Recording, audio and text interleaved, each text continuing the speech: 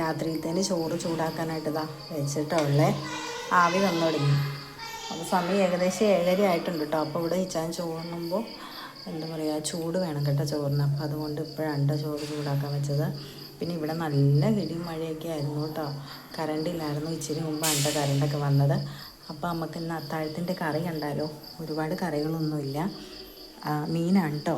മീൻ എന്താ ചാളയാണേ. ചാളമീനാണ് കേട്ടോ. അതാ ഞാൻ തേങ്ങ അരച്ച് വെച്ചതാണ് കേട്ടോ. ആദ്യമായിട്ടാണ് തേങ്ങ അരച്ച് വെച്ചത്.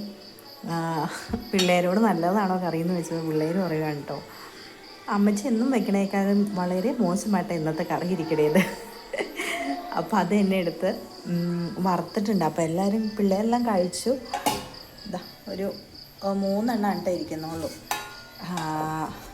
അപ്പോൾ ഇന്ന് ഇതൊക്കെയാണ് കേട്ടോ കറിയുടെ വിശേഷങ്ങൾ. ഇത്രയും കറിയുള്ളേ. അപ്പോൾ ഇതൊക്കെ കൂട്ടിയിട്ടാണ് കേട്ടോ ഞങ്ങൾ ചോറ് കഴിക്കുന്നത്. അപ്പോൾ ഇന്നത്തെ വീഡിയോ ഇത്രയുള്ളൂ. Tata bye bye, see U.